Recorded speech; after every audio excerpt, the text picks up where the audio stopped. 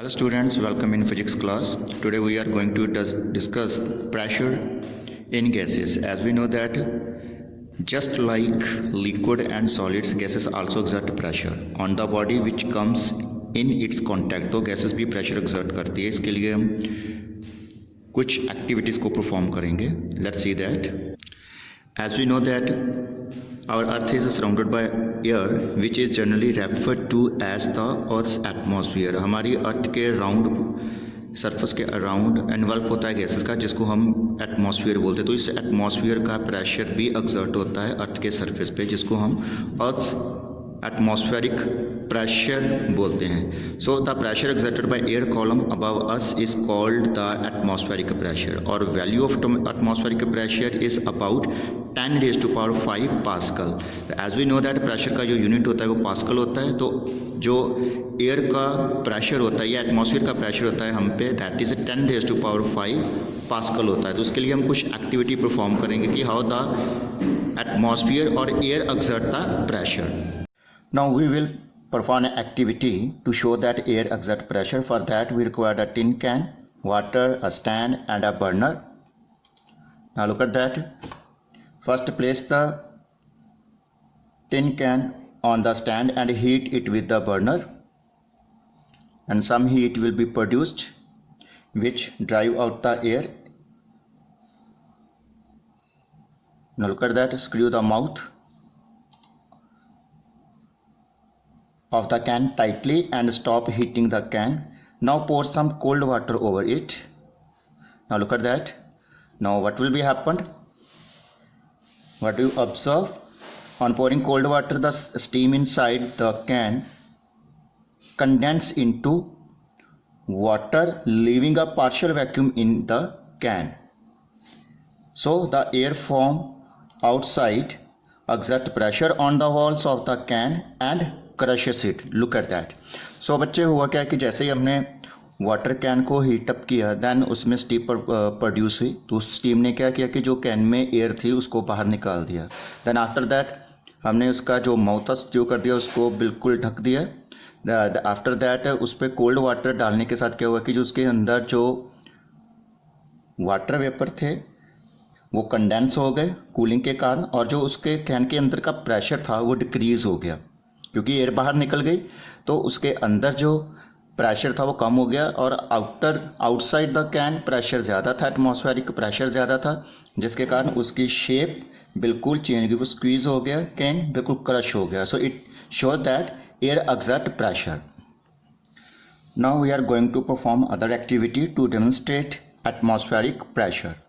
So for that we required a glass, water and a cardboard piece. Look at that. First fill it with water up to brim, then take a cardboard piece and place it over the water surface. Press the palm of your left hand on the top of the cardboard and quickly invert the glass. एकदम से इसको उल्टा कर दीजिए. Look at that. Then gently remove your hand. Now look at that. Here the cardboard does not fall off the glass, although whole weight of water contained in the glass is acting on it. It is because the atmospheric air pressure from underneath just balance the downward weight of water. Thus it is clear that atmospheric pressure is exerting on the cardboard. तो क्या हुआ बच्चे कि जो water का पूरा wait था वो तो वर्टिकली डाउनवर्ड था, लेकिन आउटसाइड इस कैन के जो एटमॉस्फेरिक प्रेशर था उसने इस वाटर के वेट को बैलेंस कर दिया. सो यहाँ से ये अगेन प्रूव हो जाएगा कि जो एटमॉस्फेयर है उसका भी प्रेशर होता है. सो एटमॉस्फेरिक प्रेशर कुछ ऐसा है कि जैसे एलिफेंट को लेके हमारे सर पे बिठा दिया हो, ठीक है, और जो उसका वेट हो गया एलिफेंट का जितना भी हमारे सर पे हमारी बॉडी के ऊपर, that is the atmospheric pressure. But usually हम इसको फील नहीं करते इस प्रेशर को. ऐसा क्यों होता है कि हमारे जो बॉडी के अंदर ब्लड प्रेशर होता है वो इस एटमॉस्फेरिक प्रेशर को बैलेंस करेगा. So that is why we are not feeling this much pressure. Standard value of atmospheric pressure.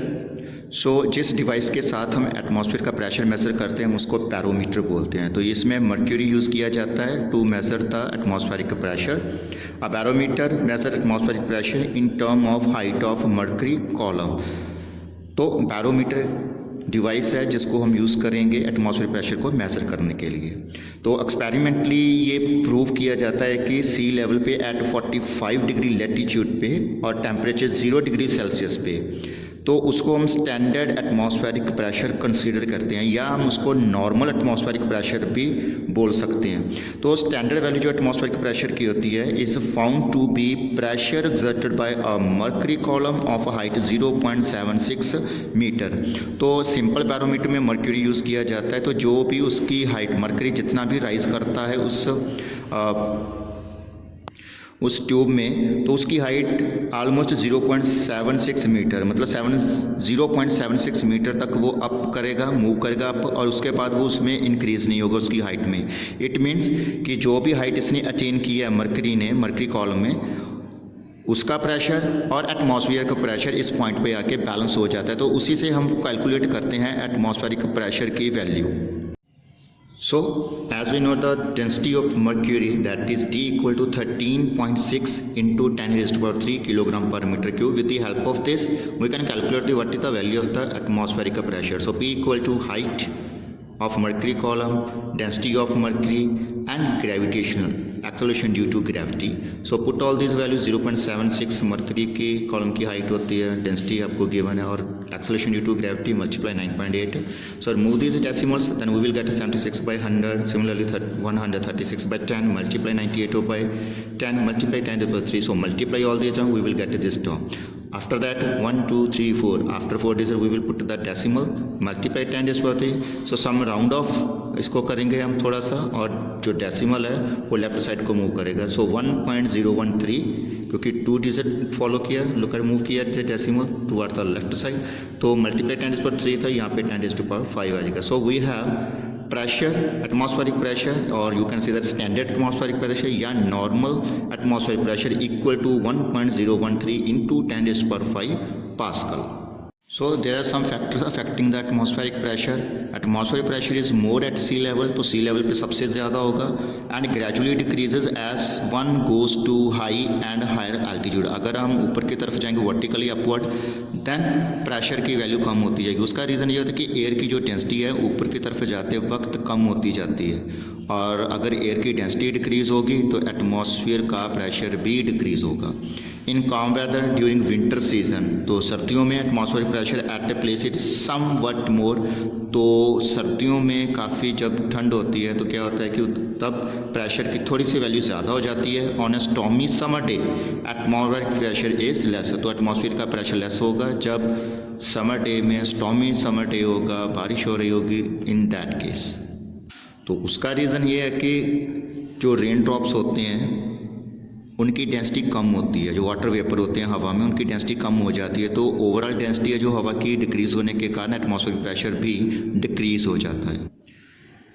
So there are some effects of atmospheric pressure. Liquid rises in a syringe, आपने syringe देखोगे जैसे doctor के पास होती है, तो syringe में जब भी कुछ वो लिक्विड को फिल करते हैं तो अपने आप अप करता है वो, जैसे इसको पुल करते हैं उसके पिस्टन को, तो it is only due to atmospheric pressure. तो क्या होता है कि सिरिंज के अंदर जो प्रेशर होता है कम हो जाता है और आउटसाइड प्रेशर की वैल्यू ज़्यादा होती है, जिसके कारण जो लिक्विड है सिरिंज में अपवर्ड मूव करेगा।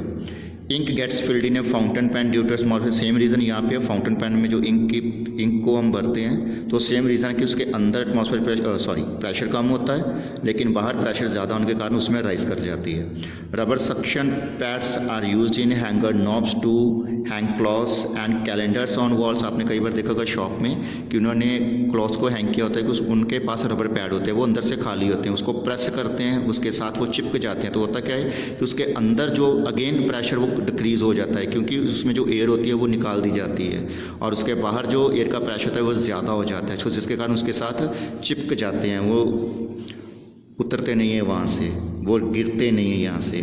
और सिमिलरली कि आपने भी देखा होगा कि जैसे लेज़र्स होती हैं वो भी दीवार के साथ अप एंड डाउन मूव करती है, और भी कई तरह के ऐसे जीव जंतु होते हैं, इंसेक्ट्स होते हैं, तो वो भी ऐसे मूव करते हैं। तो उसमें भी ऐसा होता है कि जो उनकी लेग्स होती हैं, जो उनके फुट होते हैं, आप कह सकते हो कि उनमें भी वो बिल्कुल जैसे बाउल्स होते हैं ऐसे उनकी स्पेस होती है उनके फुट्स में। तो जैसे ही वो उसके साथ दीवार के साथ चिपकते हैं, then what will be happen कि उनके वो दीवार और उनके पाँव के बीच में जो प्रेशर होता है वो डिक्रीज़ हो जाता है। तो आउटर प्रेशर इंक्रीज़ होने के कारण वो फिर दीवार के साथ चिपक जाती हैं।